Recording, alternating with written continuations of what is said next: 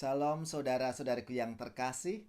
Apa kabar semuanya? Semoga kita selalu dalam keadaan baik, tetap sehat, dan bersemangat. Berjumpa kembali bersama saya Inspirasiku di Antara.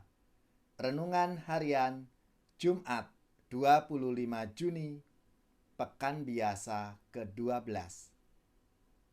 Hari ini kita bersama-sama akan merenungkan Injil Yesus Kristus menurut Matius bab 8 ayat 1 sampai 4. Marilah kita mengawali renungan kita dengan tanda kemenangan Kristus.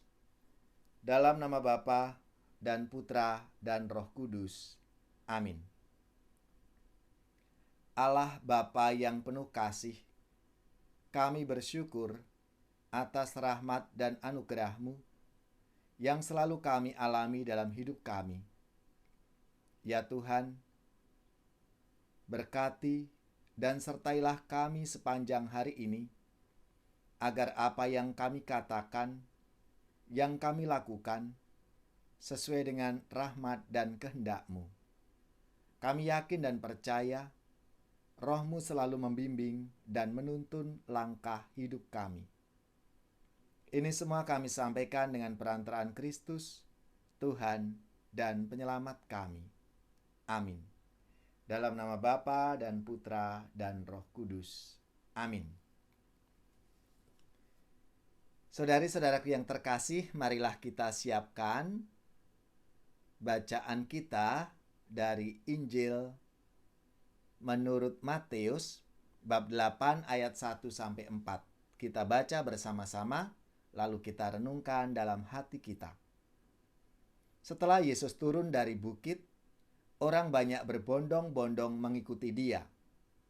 Maka datanglah seorang yang sakit kusta kepadanya, lalu sujud menyembah Dia dan berkata, "Tuan, jika Tuan mau, Tuan dapat mentahirkan aku." Yesus lalu mengulurkan tangannya, menjamah orang itu dan berkata, "Aku mau, jadilah engkau tahir." Seketika itu juga tahirlah orang itu dari kustanya. Lalu Yesus berkata kepadanya, "Ingatlah, jangan engkau memberitahukan hal ini kepada siapapun, tetapi pergilah, perlihatkanlah dirimu kepada imam, dan persembahkanlah persembahan yang diperintahkan Musa sebagai bukti bagi mereka." Demikianlah Injil Tuhan. Terpujilah Kristus. Saudari-saudaraku yang terkasih, dari sabda Tuhan hari ini kisah tentang seorang yang sakit kusta datang kepada Yesus.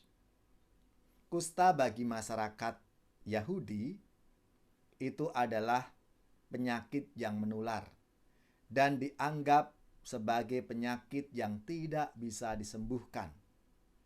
Selain itu juga kusta sebagai salah satu bentuk hukuman Yahweh atas dosa orang yang bersangkutan atau dosa orang tuanya, saudaranya, atau nenek moyangnya.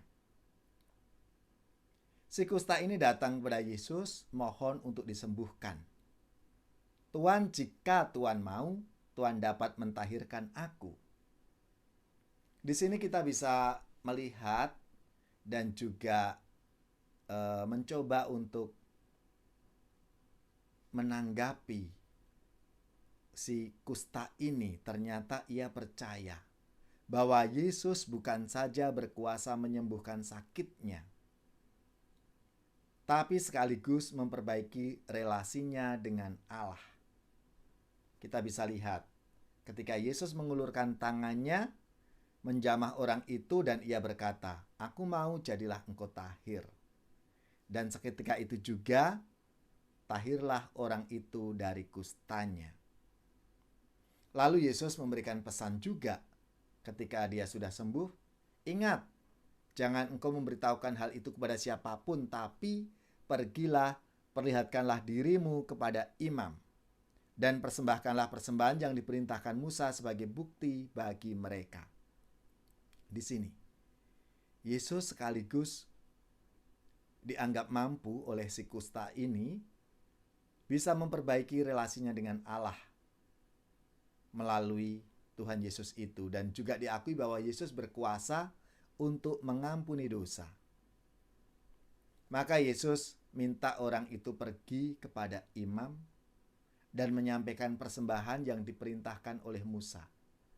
Dengan demikian, si kusta ini sudah boleh memasuki hidup normal di tengah-tengah masyarakat, karena selama ini dianggap sampah masyarakat, orang yang berdosa, dijauhi dan tidak diakui dalam masyarakat. Tapi berkat Tuhan Yesus yang menyembuhkan, yang mentahirkan, maka ia bisa diterima kembali dalam masyarakatnya. Saudari-saudaraku yang terkasih, pengalaman penyembuhan kiranya kita pasti juga pernah. Entah itu kita ikut atau kita sendiri yang merasa sakit lalu mohon rahmat kesembuhan, atau kita mengantar teman saudara kita yang sakit dan kita ikut ibadah atau mungkin misa penyembuhan. Banyak yang datang mohon disembuhkan. Dan di sana biasanya dipanjatkan doa-doa, pujian agar Tuhan Yesus hadir dan memberi kesembuhan. Doa-doa itu merupakan ungkapan iman kepercayaan bahwa Tuhan tetap berkarya. Dan juga kadangkala ada pelayanan sakramen tobat oleh imam. Di sini kita menyadari sungguh sebagai para pelayan menyadari bahwa mereka dipakai oleh Tuhan menjadi sarana kesembuhan bagi saudara-saudari kita yang datang yang mohon rahmat kesembuhan itu. Dan ternyata apa yang dialami oleh saudara-saudari kita itu tidak hanya kesembuhan secara fisik, tapi juga secara batin, secara rohani disembuhkan. Mereka punya semangat lagi dalam hidup, dalam menjalani kehidupannya. Saudara-saudariku yang terkasih, marilah kita semua pasti juga punya pengalaman disembuhkan oleh Tuhan Yesus melalui berbagai peristiwa-peristiwa dalam hidup kita. Maka mari kita syukuri rahmat dan kasih Tuhan Yesus yang selalu menyertai kita. Kita yakin percaya Tuhan terus berkarya dalam hidup kita. Dan kita mohon rahmat kesembuhan supaya kita tidak hanya secara fisik, namun juga secara batin dan secara rohani kita mengalami rahmat kesembuhan itu. Dan kita pun juga menjadi sarana bagi orang lain untuk mendapatkan kesembuhan dari Tuhan.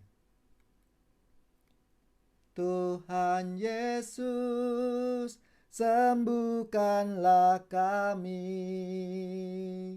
orang buta, orang congkak hati,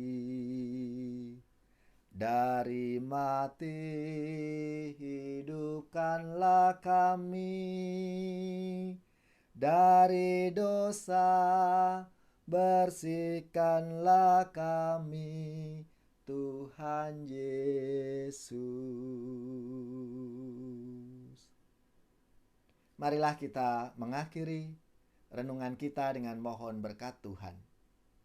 Semoga saudara-saudari sekalian, keluarga-keluarga, orang-orang yang kita doakan, mereka yang sakit, yang menderita, seluruh tugas, belajar, pekerjaan, usaha, serta karya pelayanan kita dibimbing, dilindungi dan diberkati oleh Allah yang Maha Kuasa, Bapa, Putra, dan Roh Kudus. Amin.